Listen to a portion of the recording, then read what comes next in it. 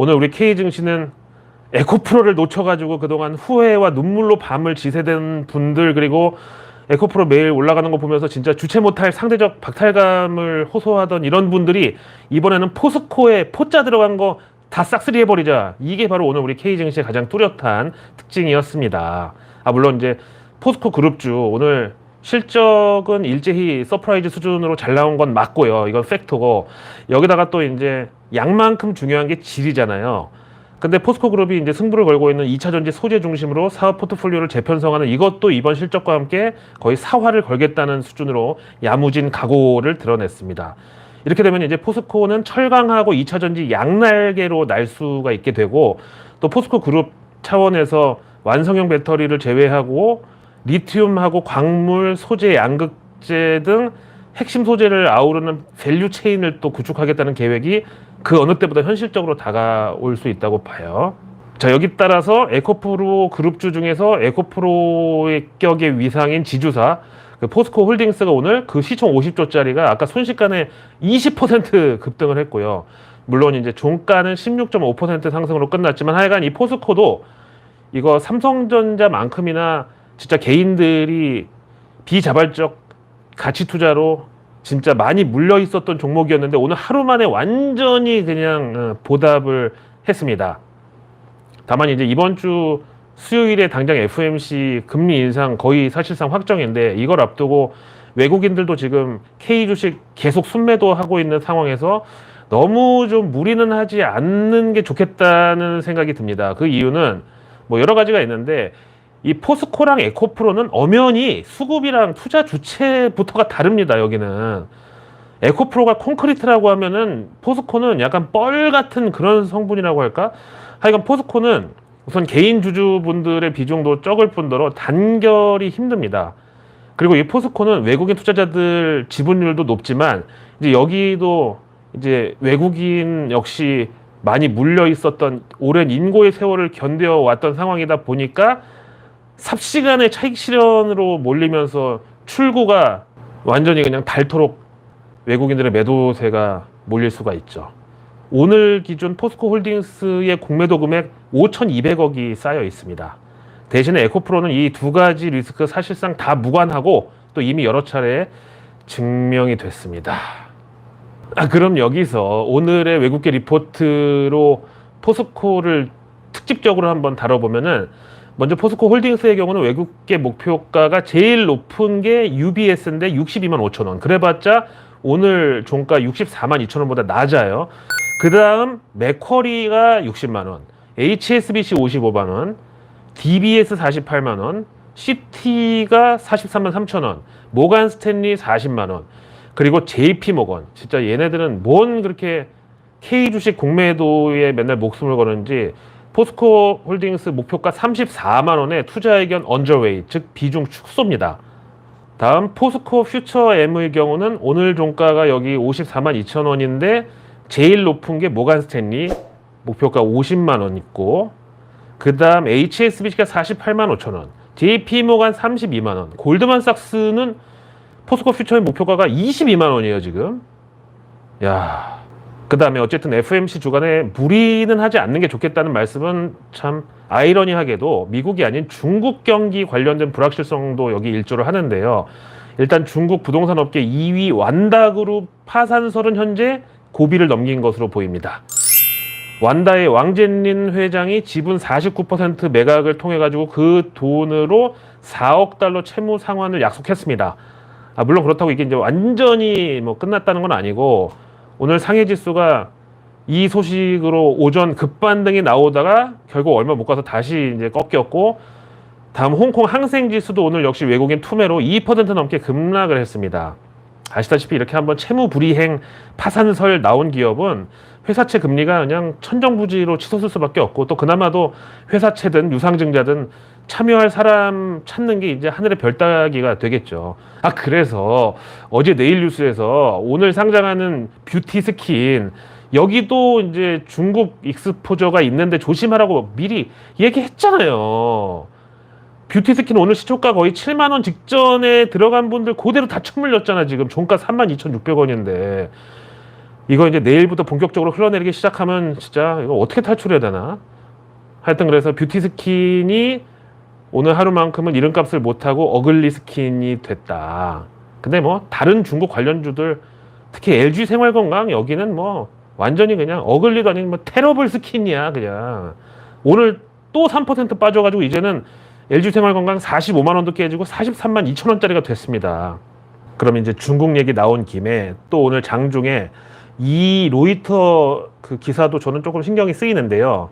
이제 현재까지 K 배터리 그리고 2차 전지 소재 이거는 누가 봐도 우리가 전 세계를 장악할 수 있는 그런 태세가 맞고요. 아직 장악한 건 아닙니다만 근데 이렇게 우리가 글로벌 시장을 접수할 기세로 가자 하다가 중간에 날개가 팍 꺾였던 케이스가 몇 번 있었는데 뭐 이를테면 LED 그 다음에 디스플레이 그리고 태양광 그 발전 설비 들어가는 폴리실리콘 이런 게 이제 그렇게 정말 지금 2차 전지 기세로 전 세계를 접수하려고 하다가 꺾였죠. 그때마다 공통점이 뭐예요? 바로 중국의 덤핑 공세, 저가 공세였잖아요. 그래서 오늘 로이터 보도 내용이 뭐냐면은 중국의 정유사들하고 화학기업들이 에너지 전환의 드라이브를 건다는 차원에서 배터리용 소재와 태양광 패널에 수백억 달러를 지금 몰빵 투자하고 있다는 바로 이 소식입니다.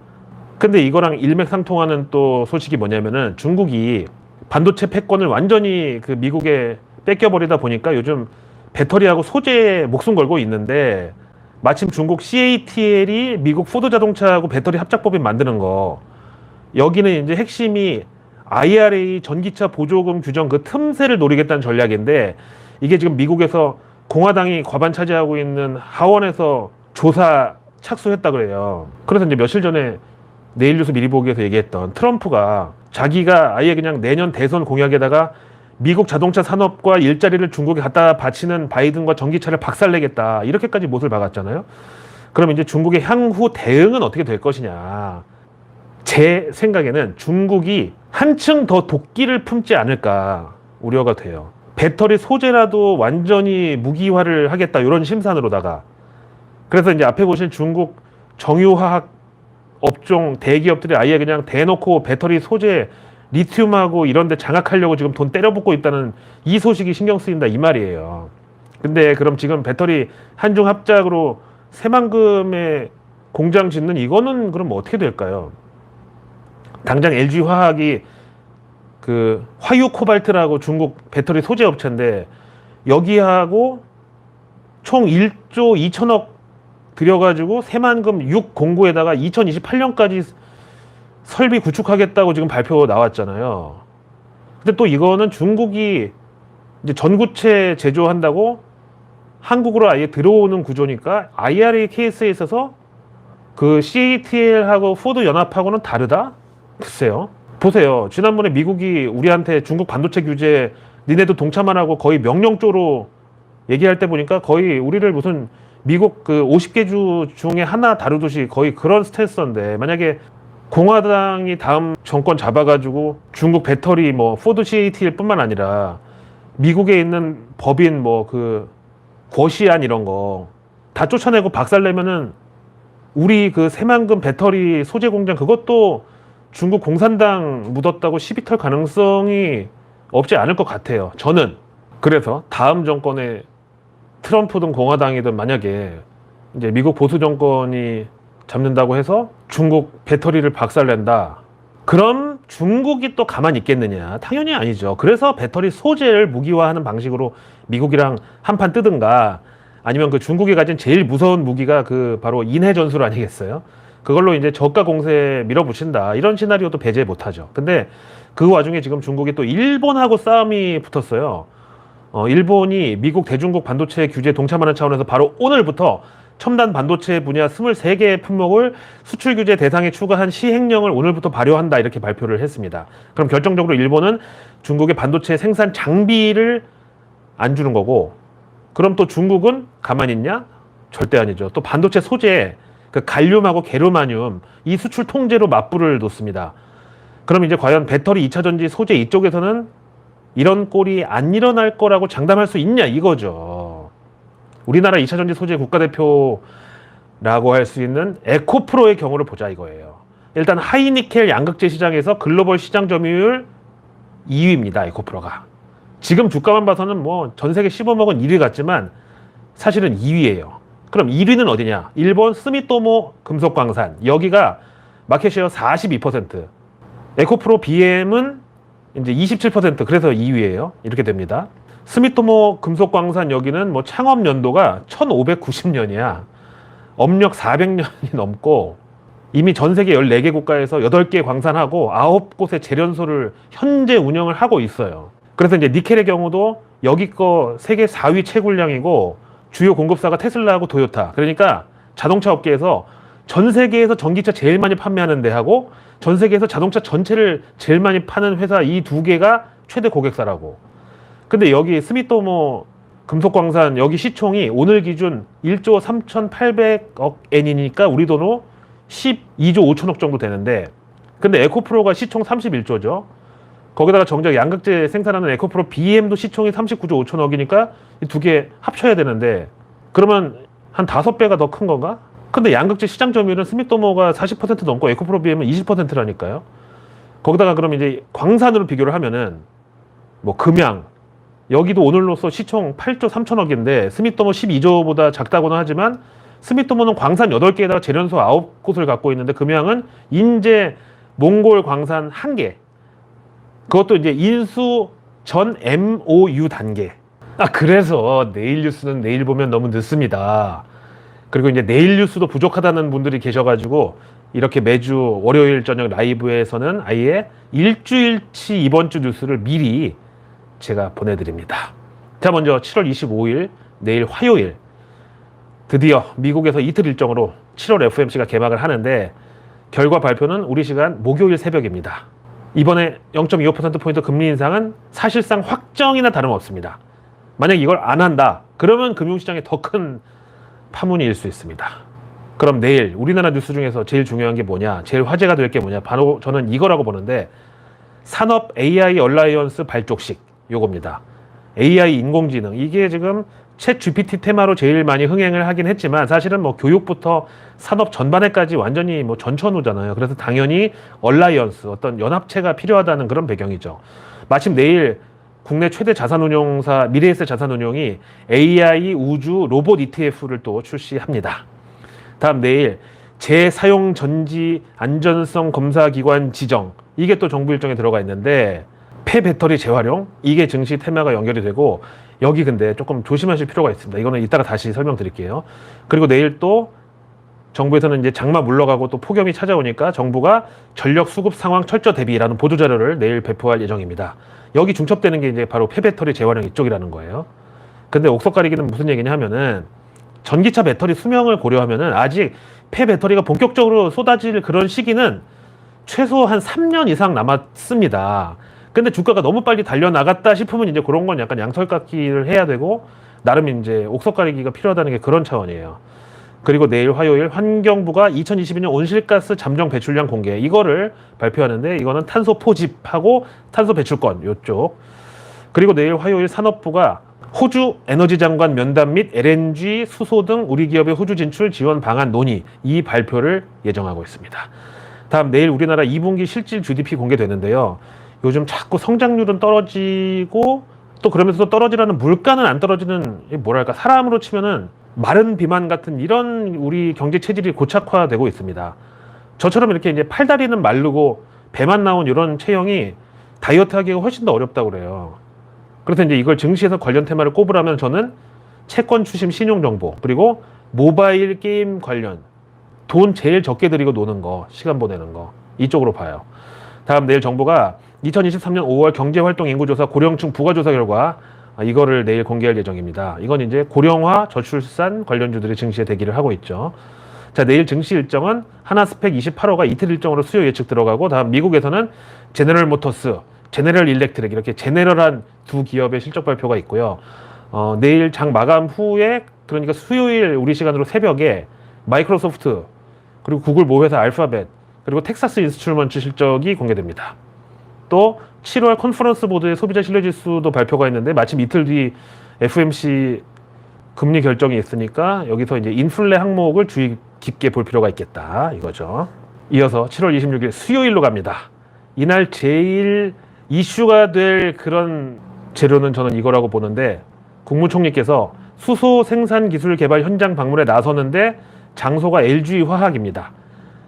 여기 2차 전지뿐만 아니라 수소 연료 전지 소재도 LG화학 주력 분야 중에 하나입니다. 모르시는 분들 계실까봐 말씀드리고, 다음 이날 수요일에 기재부가 저출산 대응 정책 간담회를 여는데 이것도 뉴스플로우에 타기 좋죠. 근데 저는 이거 관련해서 지금 제일 관건이 바로 교육비 이쪽이라고 봐요. 지금 마침 이제 서희초 그 선생님 사건도 있고 해가지고 저는 생각해 보건데, 이제 우리도 과감하게 의무교육 이런 거 다 깨고 그냥 선진국스럽게 홈스쿨링 보편화 이렇게 좀 풀어줘야 된다고 봐요.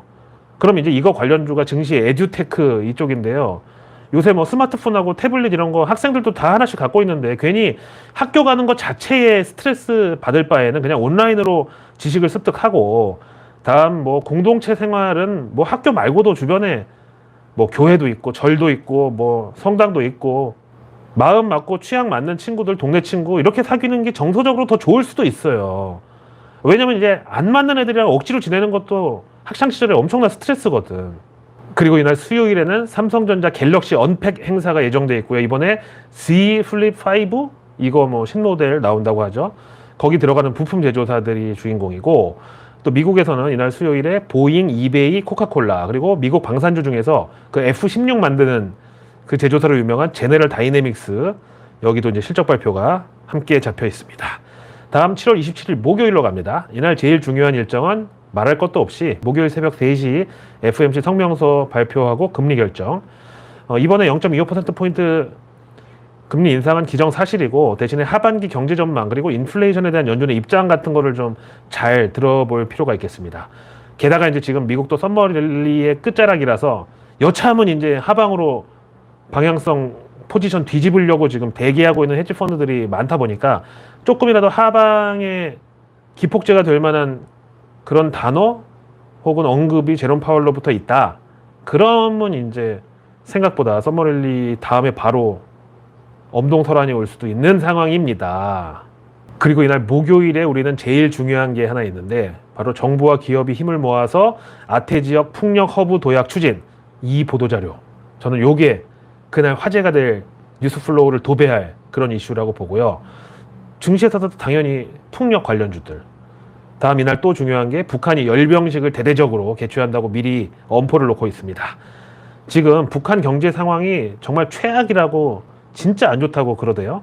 뭐 북한이 언제는 경제 사정이 좋았습니까마는 이번 정부의 그 대북 강경책, 그리고 이제 대선을 1년 앞두고 있는 바이든 정부의 대외 강경 외교, 이런 게 이제 원인이죠.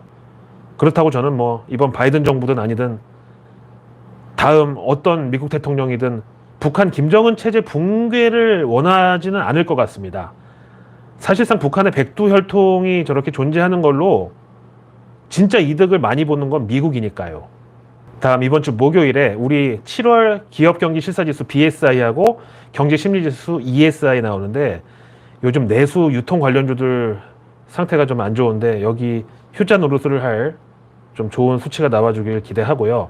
그리고 이날 목요일에 실적 완전 잔칫날입니다. 삼성, LG, 현대, 한화 이런 그룹주들이 한꺼번에 2분기 실적을 공개합니다. 그리고 이날 미국에서도 업종 대표주들, 특히 구 페이스북, 현 메타, 그리고 포드, 마스터카드, 또 맥도날드까지 이날 실적 공개를 앞두고 있습니다.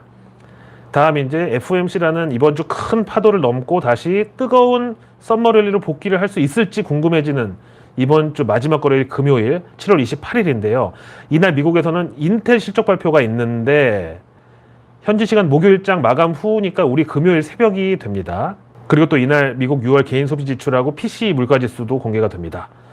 뭐 FOMC 다음 날이다, 끝난 다음 날이니까 별로 지표로서 영향력이 적을 수 있겠다라고는 하지만, 여전히 월가는 물가 관련해서 뭐 국채금리나 아니면 회사채 금리나 또는 중소형 은행들 트러블이나 이런 쪽으로 대응을 계속 할 수밖에 없는 상황이고, 또 이날 7월 28일 금요일이 그 대표적인 휴가 시즌 있죠. 7일 말 8초.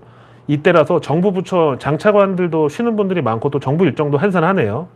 그리고 이날 금요일에 또 중요한 뉴스 미리 보기 하나가, 한국은행이 북한 경제 성장률 추정 결과 이걸 발표하는데, 당연히 뭐 형편없을 거고, 그럼 이제 북한이 더 이상 도발이나 협박으로 우리한테 돈 뜯어내는 게 불가능하다는 걸 이제 지금 깨닫게 됐으니까, 그러면 또 김정은 체제 유지를 위해서는 뭔가 살을 내주고 뼈를 취해야 한달까? 그렇게 해서 이제 꼭 필요한 자금을 우리한테 땡긴다고 할 경우 증시에서는 오히려 남북 교류 협력 차원에서 DMZ 평화공원 이쪽에 저는 물이 들어올 가능성이 있다고 봅니다. 그리고 이날 금요일에 또 이벤트가 월드 사이버 게임즈 2023, 이게 부산에서 개최됩니다.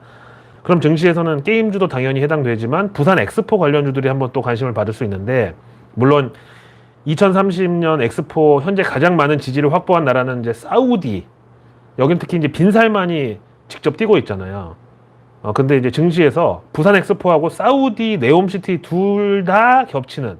그러니까 누가 2030년 엑스포를 개최하게 되든 어쨌든 수혜가 될 만한 교집 합격의 그런 종목도 있습니다. 오늘 더운 하루 고생 많으셨고요. 저는 내일의 내일 뉴스를 또 들고 다시 찾아뵙겠습니다. 고맙습니다.